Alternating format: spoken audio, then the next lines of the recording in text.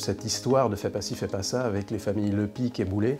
On a incarné quelque chose pendant des années pour le public et il y a une proximité qui s'est faite avec les familles. Quand je le vois encore, quand je suis en tournée de théâtre ou en tournée pour montrer des films à travers la France, les gens adorent fais pas ci, fais pas ça, pleurent de la disparition de fais pas ci, fais pas ça, me récitent des répliques entières, ils les connaissent mieux que moi. Il y a quelque chose vraiment de très intime qui s'est créé. Ce public, comme la série a duré sur plusieurs années, m'a permis de développer des liens particuliers entre le personnage et eux, comme un effet de miroir en fait. On lui renvoie une image de lui-même en jouant ces personnages-là et on essaye de les toucher en leur ressemblant et en leur apportant des émotions et du rire. On a choisi, en tout cas opté dans le monde en face, pour des sujets qui sont forts, qui sont sociétaux et surtout qui sont immédiatement au contact des préoccupations des gens. Quand on fait un sujet sur les adolescents transgenres, quand on fait un sujet sur le travail nomade, quand on fait des sujets sur les enfants volés ou perdus d'Angleterre, c'est ce que vivent les gens. C'est pas ce que nous on vit, c'est ce que vivent les gens. Ils le disent dans les documentaires qu'on fait,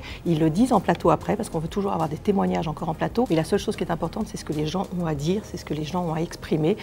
C'est leur colère, c'est leur frustration, c'est leur douleur. Et c'est ça qui nous intéresse, nous, et c'est ça qui parle aux gens, ça c'est une évidence. Donc c'est ça la proximité. La communication peut créer de la proximité. La proximité ne se décrète pas, elle se crée et elle se vit, c'est une expérience. La proximité peut se créer à condition d'être incarnée, à condition d'être humainement incarnée, tout ça pour un bénéfice de confiance, puisque comme le disait Steve Jobs, quand on lui demandait quelle est la définition pour vous de la marque c'est de la confiance, brand is trust. La SNCF par nature c'est une entreprise de proximité, elle transporte 5 millions de personnes par jour.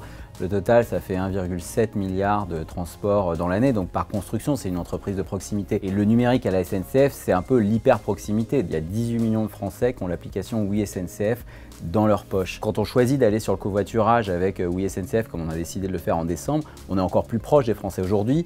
On peut distribuer jusqu'à 30 000 points de rencontre entre covoitureurs. La proximité, c'est également la proximité dans les usages. Ça veut dire aller là où les gens se trouvent et pas simplement s'attendre à ce qu'ils viennent vers nous.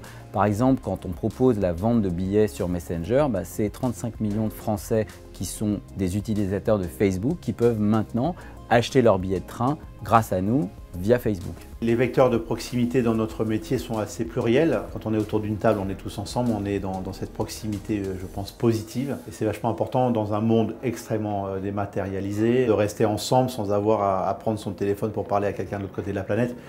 C'est quelque chose qu'il faut absolument préserver, je crois, et qui fait du bien. J'ai initié, moi, la proximité agricole en 2006 avec le terroir parisien. Je crois qu'il faut absolument être garant de la proximité de l'approvisionnement de notre nourriture. On voit aujourd'hui, évidemment, les méfaits sur la planète. Je crois que tous les chefs ensemble, on a vraiment un rôle à jouer sur la proximité de production de l'alimentation pour les Parisiens.